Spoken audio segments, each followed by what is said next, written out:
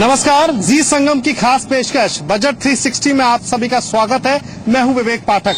इस वक्त हमें आगरा यानी कि ताज नगरी में, और ताज नगरी माना जाता है पर्यटन का सबसे बड़ा एक केंद्र इस देश के लिए, जहां पर है खुद ताजमहल। आगरा में व्यापार जगत की अगर बात की जाए तो क्योंकि ताजमहल है तो औद्योगिकरण की अगर जो इकाइयां हैं वो यहाँ बलि चढ़ चुकी है विकास के लिए, ताजमहल के संरक्षण के लिए। अब जो बचा कुचा जो व्यापार है यहाँ पर वो हैंडीक्राफ्ट, लघु उद्योग, और जो बचा कुचा है वो पर्यटन नगरी है आगरा। यहाँ व्यापार को ऊंचाइयों पर छूना चाहिए था, हालांकि जो परिस्थितियां हैं उससे सब वाकिफ हैं। आप क्या चाहते हैं मोदी के इस बार, और जो अरुण जेटली का जो खास बजट जो इस बार आने वाला है, उस आगामी बजट से आप क्या उम्मीद रखे हुए हैं? आगरा, यहाँ व्यापार को ऊंचाइयों पर छूना चाहिए था, हालांकि जो परिस्थितियां हैं उससे सब वाकिफ हैं। आप क्या चाहते हैं मोदी के इस बार, और जो अरुण जेटली का जो खास बजट जो इस बार आने वाला है, उस आगामी बजट से आप क्या उम्मीद रखे हुए हैं? देखिए, आगरा का जो व्यापार है वो टूरिस्ट का व्यापार है, और ये टोटल व्यापार जो है वो इंटरनेशनल और डोमेस्टिक टूरिस्ट पर टिका हुआ है। हम लोग जो है ये चाहते हैं कि यहाँ पे जो जैसे फ्लाईओवर्स वगैरह हैं, जो रोडों के अंदर काफी दिक्कतें होती हैं, जाम की स्थिति बनी रहती है, वो सही रहे। दूसरा, जो बजट आए वो सरल आए, व्यापारियों के हित के लिए आए, क्योंकि लास्ट ईयर जो बजट आया था उसके अंदर व्यापारियों की अनदेखी करी गई थी। तो हमारी मोदी से, वित्त मंत्री से यही प्रार्थना है कि व्यापारियों को अनदेखी ना करके व्यापारियों के हित वाले बजट को लाया जाए और सरल लाया।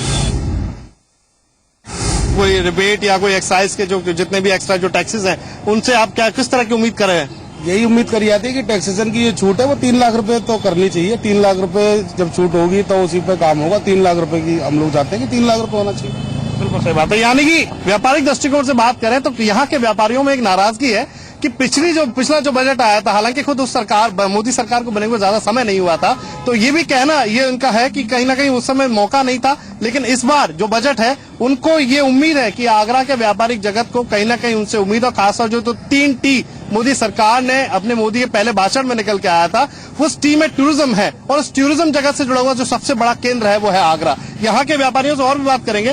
मैडम, ये बताइए, आप व्यापारी भी हैं, आप महिला भी हैं, दोनों एंगल से सोच के बताइए कि मोदी सरकार से बजट में आप अपनी तरफ से क्या एक्सपेक्टेशन रखे हैं एक व्यापारिक दृष्टिकोण से? व्यापारिक दृष्टिकोण से ये है कि जो टैक्स स्लैब है दैट इज वेरी हाई, वो 33% है।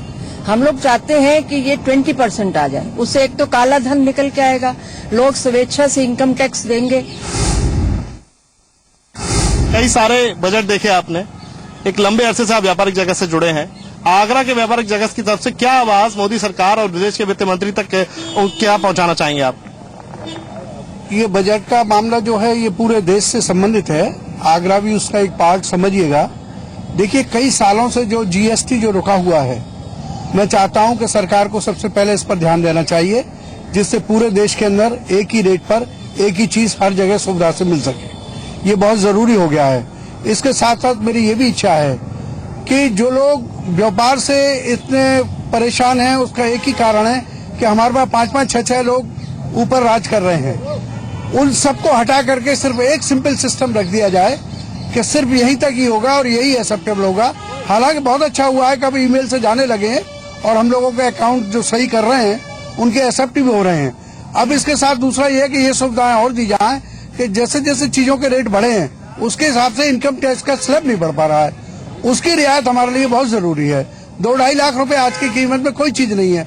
जहाँ सर्विस लोग 30-30, 40-40 हजार रुपए की है तो सारा रुपया तो उनका इनकम टैक्स में निकल जाता है, बेचारों को आधा पड़ रहा है। तो ऐसे में सरकार को ये सोचना चाहिए कि सबकी सुविधा हो और ये सुविधाएं, और तीसरा जो है कि रेट पर ये कंट्रोल थोड़ा और करें। देखिए, डीजल के रेट कम हुए, पेट्रोल के कम हुए, लेकिन और चीजों के नहीं हुए।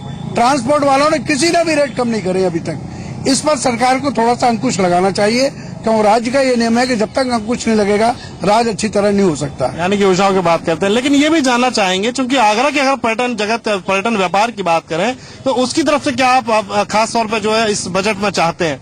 बजट में हम ये चाहते हैं कि आगरे के लिए अगर इनको उठाव लाना है तो सबसे पहले तो ये है कि यहाँ पर विजिटर्स की संख्या बढ़नी चाहिए, और ये जब भी बढ़ सकती है जब हम यहाँ अधिक से अधिक सुविधाएं दें।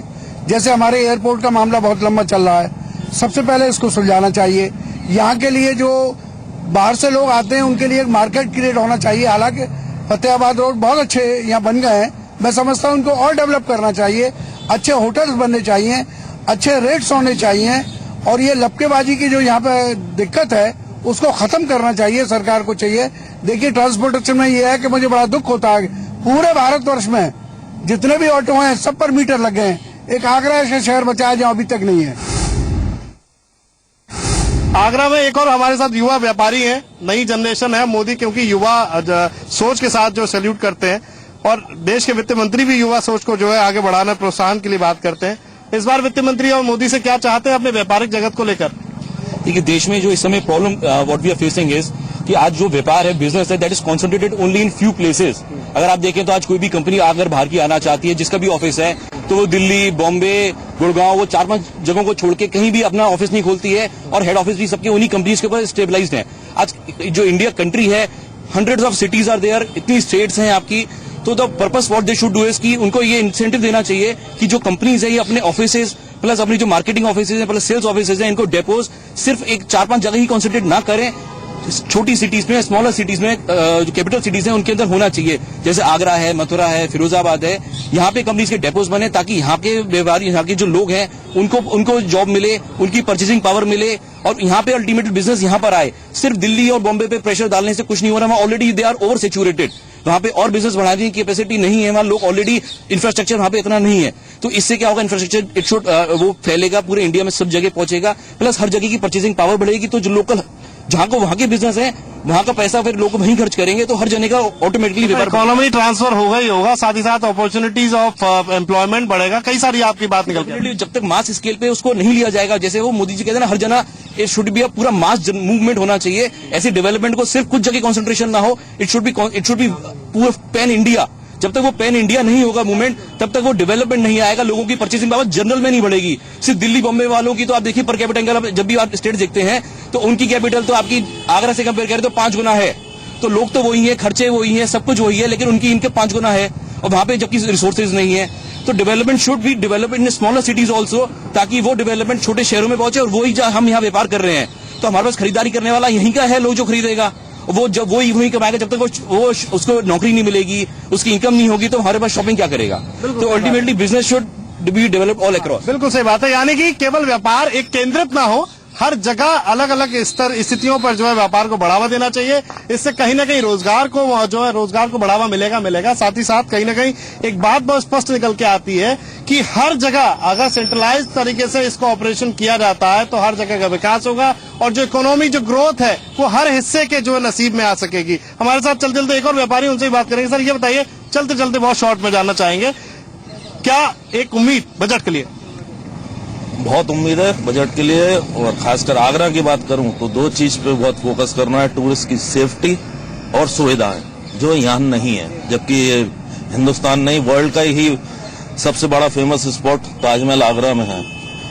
तो सेफ्टी और सुविधाएं पर्यटकों के लिए सोचा जाए, यानी कि सीधी सीधी बात है, मोदी सरकार और देश के वित्त मंत्री अरुण जेटली के लिए ये बात आसान नहीं होगी, क्योंकि कई सारी मांग है, बहुत उम्मीदें हैं इस देश की सरकार से आगरा के व्यापारी जगत को, और कहीं ना कहीं ये भी मान के चल रहे हैं कि मोदी सरकार का जो विकास का नारा है उसका कहीं ना कहीं जो फैक्टर निकलेगा वो इस बार बजट से कहीं ना कहीं आम जनता तक पहुंचना चाहिए। फिलहाल वक्त तो चला है बजट 360 में ब्रेक के बाद हम आपको लेके चलेंगे आगरा के सर्विस क्लास के पास, और जानना चाहेंगे जो लोग सुबह 10 से 5 की नौकरी करते हैं, आखिरकार उनको इस बजट से क्या उम्मीद है।